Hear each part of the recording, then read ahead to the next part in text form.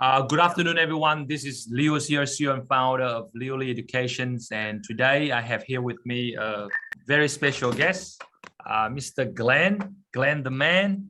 And Glenn is one of our students from our job coaching program, and he has made me very much proud. I'm so pleased. I'm so happy to see that he has landed quite a few professional jobs. And the reason I'm bringing him on today is so that you guys, the viewers, my followers, can get inspired, and hopefully you can be like Glenn one day. But before those who just maybe see you for the first time, Glenn, can you quickly introduce yourself? Like what do you study? Where do you live now? So they have a bit of background. Yeah, sure, Leo. So basically, I'm a mechanical engineering graduate. I passed out from Deakin 3 months ago. I live in Geelong. So we will be moving to Traralgon soon, next week after getting the offer. So I'll just start off with my journey with Leo. So my journey with Leo started on a podcast after Aditya's podcast and, his positive experience with Leo. And I heard that he got 2 jobs. I thought, okay, fine. If Aditya can do it, so can I. So I looked at it and, I thought if I make a podcast with Leo, other students would see my positive experience and even they would get inspired. So it's like a chain, after seeing Aditya's, I got inspired, and then after they see mine, they would get inspired. So it's for sure, and there is a domino effect, right? Exactly. Yeah, exactly. Good. Yes. So tell us, walk us back a little bit. Like, when do you come to Australia? When do you come here? Okay, so I came in 2020. Oh wow. Okay, and you came here to do your master's. Yep, I came here to do my master's, and I worked in a casual job for 2 years. I worked in McDonald's, I worked in Cotton On, and those jobs are good. It's just to make ends meet, though. It doesn't give you any technical skills that you require to get a job. That's what I thought at first. But then after joining the job coaching program, the whole story would change. And I'll tell you those experiences in the next questions from Leo. Yes. Why everything matters, in short, why everything matters. Okay, sure. So when you first came here, tell us, so you said you did a lot of odd jobs, but can you name us like how many odd jobs have you done and what they are? Yeah, the first one was a online tutoring for like school students. Then then I worked in Cotton On, which was just picking, like a completely manual job, without using your brain, I would say. Then I worked in McDonald's, and then I worked in Cucina as a kitchen hand. Then I worked in a caravan park, and then I worked in like almost 6 different jobs, so far. And I wouldn't say I've developed any technical skills, but I definitely developed a lot of skills like, interacting with customers, getting myself out of like sticky situations. And, I just learned how to deal with life, I would say. But no technical skills, but it was really helpful in landing these jobs. For sure. But this is what I always tell my student, that there's nothing wrong with working in odd jobs, but it's only start to get wrong when you kind of get comfortable with it and you cannot get yourself out of it. So at what moment do you realize that I have to get out of this odd job and have to start working on my professional? Yeah, so it all started when I was in uni, and I was given a task of performing a case study, as a part of my assessment. And I perform a case study on a company. Now the professor, right, she didn't expect me to go to the company and do a case study over there. She just said, research the company on the website or on Google, and then write about it in your report, and that should be enough. Okay, I'll give you a good grade. But I thought of taking it a step further. I thought, let me call up companies, cold call companies, and then tell them about my situation, that I'm doing an assessment, purely an assessment, no employment, volunteering, no money involved, just 1 week through Zoom. And then I want to see how that goes. So I started calling. I thought it would be easy. I called up about 40, 50 companies in Geelong and whole Victoria, and I got nothing, and that's when I realized, okay, I know how to speak, but, there are some fundamental things that I have a big misunderstanding about. So I completely gave up. I thought, if I can't even get an assessment, I can't even do an assessment after uni, how will I get a job, So I, wasted time. I just waited at home for like 1 month, 2 months, and I was getting deeper into my comfort zone with a casual job. But then one day I heard, as we already spoke about, I looked at Aditya's, inspiration on Facebook, and I just took a leap of faith. And, very day I saw it, right? Leo's job coaching program was almost closing, the entries. So I thought that day itself, I took a decision and I joined. Within half an hour, I took a decision, because I thought if I take my time and I join Leo's next session in April, I'll start overthinking, and I might like look at other options. But I just took a leap of faith. I saw his inspiring story with Leo, heard that he got 𝗘𝗚𝗓. I thought, okay, this is for me, and I joined, and then here I am. Wow. Yeah. Because I remember when you called me, it was, we already started week 1, if I'm not wrong. We already started week 1. Did I? Or is it very? Or I think so, but it's very last minute. I think it's very last minute. When you called me, right, you thought I was an employee. You said, "Are you from General Motors or General Electric? Are you Glenn from General Electric?" You thought I was an employee. Yeah, and then I think what I like about you, and this is for everyone's watching this, is this guy. He take action quickly. He make decision quickly.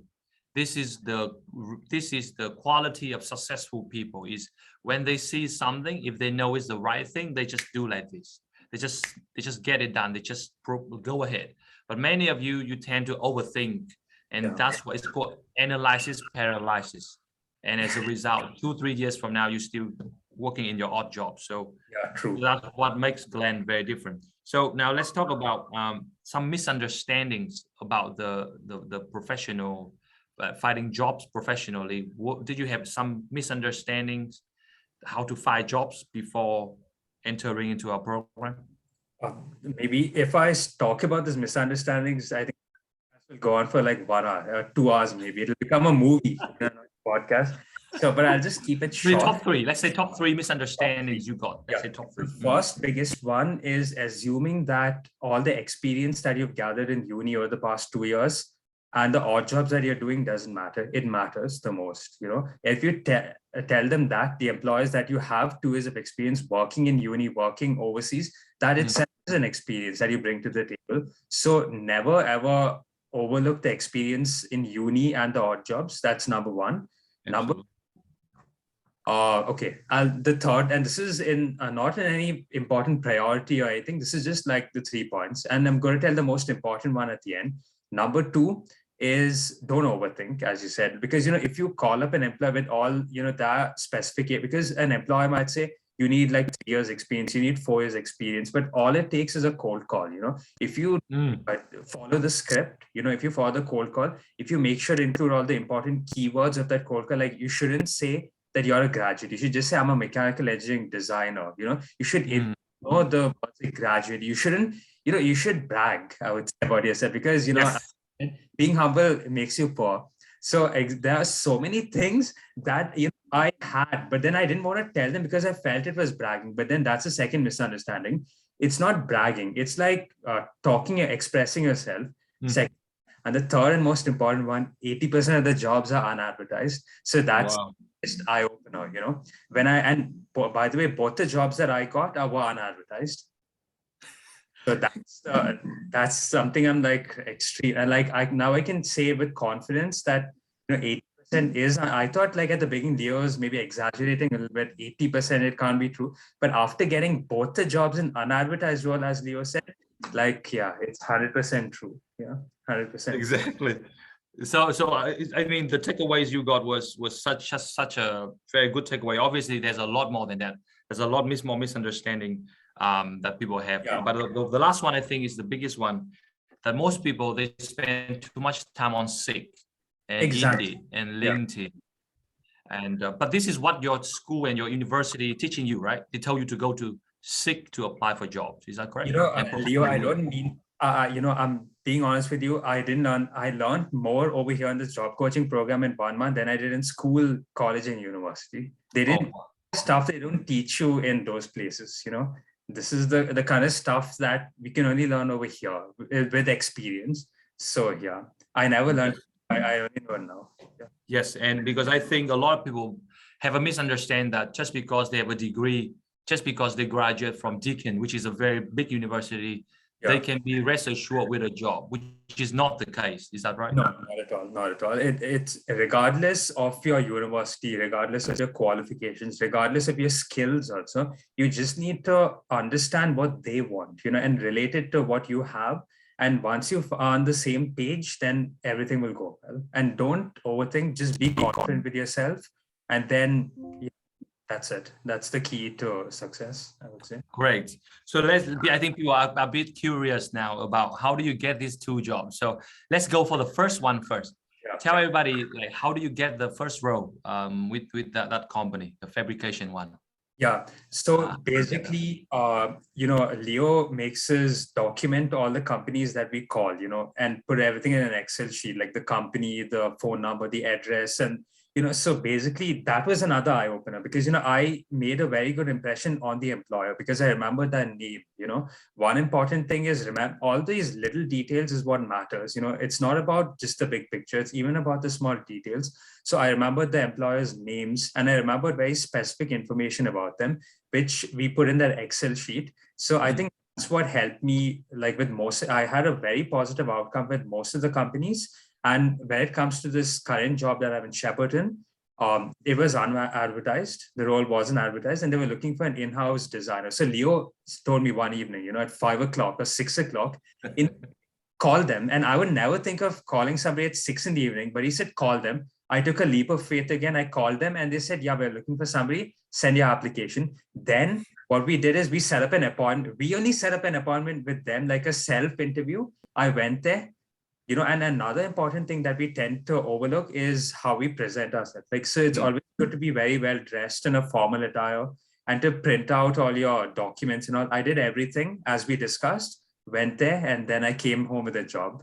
And then, another very important thing is following up. So even though I'll get back to you, you should get back to them because even you need them as much as they need you, or maybe even you need them more. So Leo just follow up, even though they told they'll follow up with you, they promised, still, I followed up as he said, and then here I am with my second job. Wow. Now tell them about when you went for the interview. I told you to bring the thank you card and the gift thing.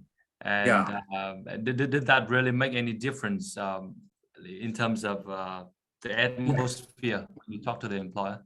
Yeah, so basically, as we already discussed earlier, like it's all the little things that count. So they, a thank you card would go a very, very long way, just to express your gratitude in the form of a small gift, and something very big, like an expensive thing. It's just a simple way to show your gratitude. So it goes a long way. I would definitely say.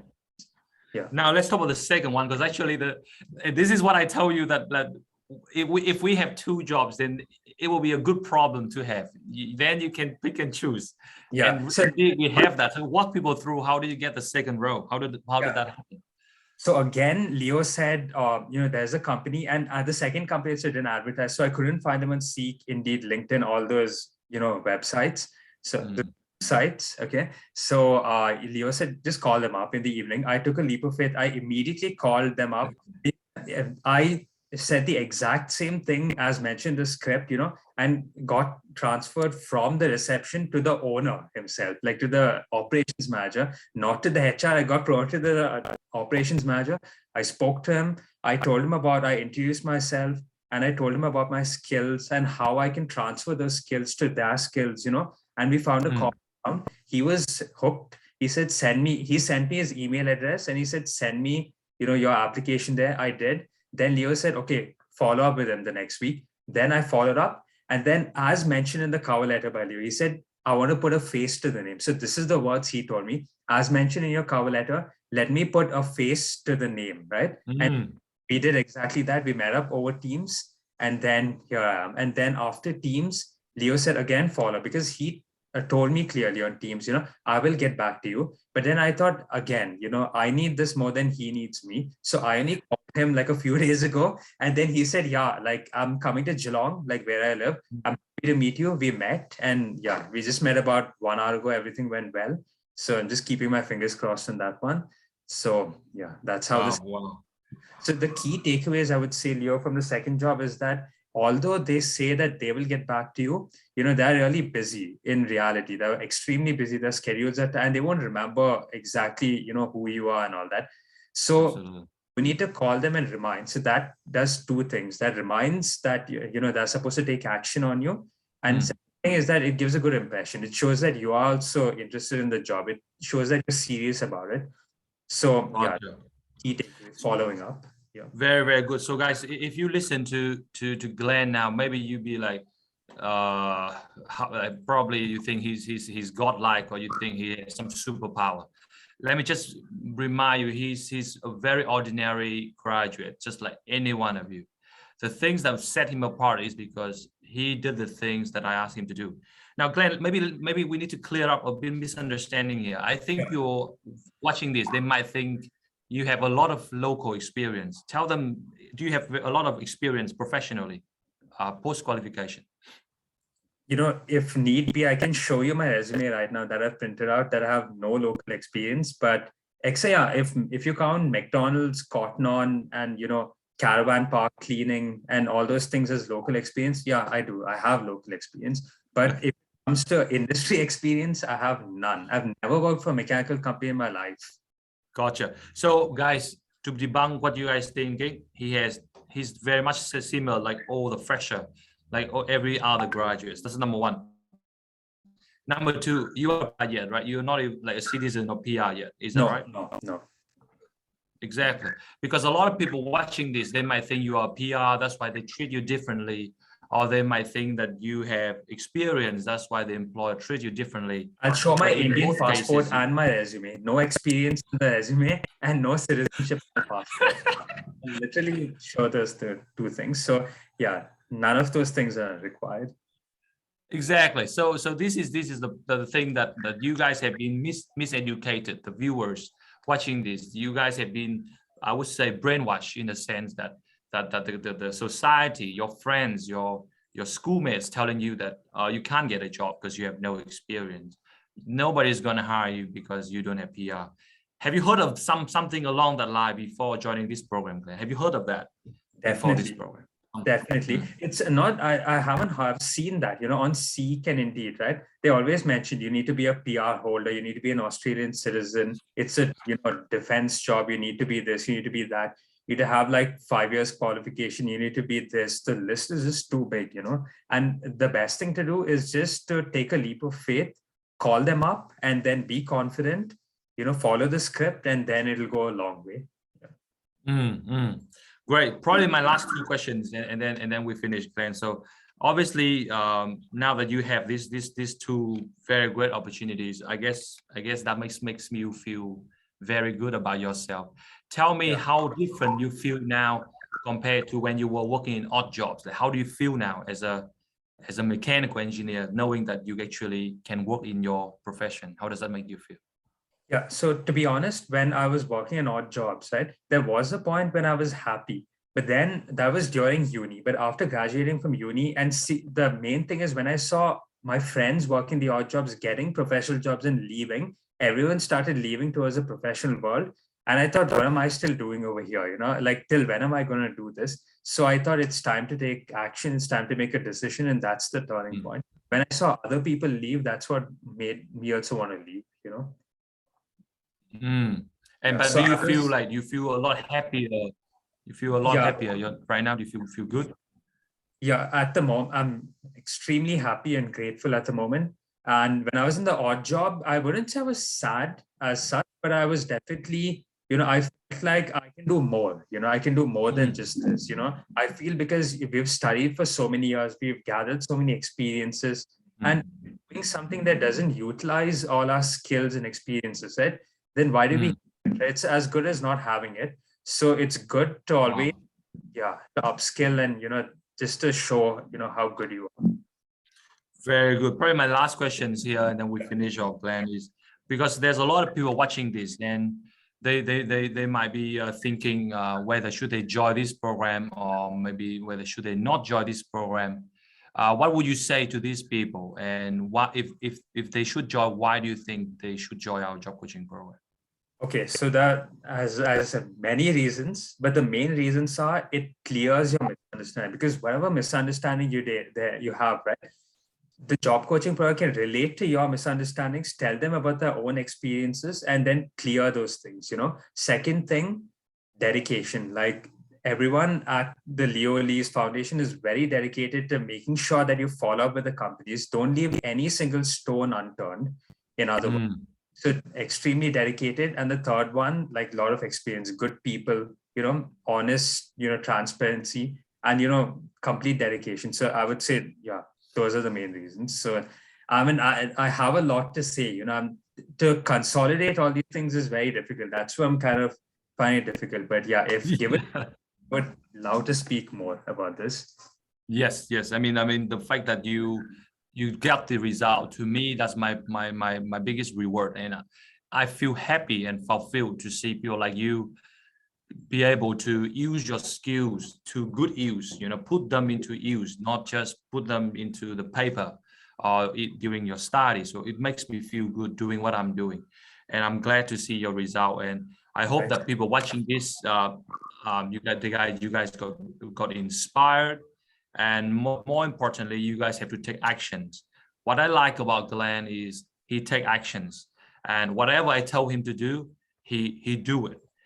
There's a lot of people watching this. They thought that just by joining our program, I will do everything for them and they don't have to do anything. Can you tell them how that is actually a very wrong mindset?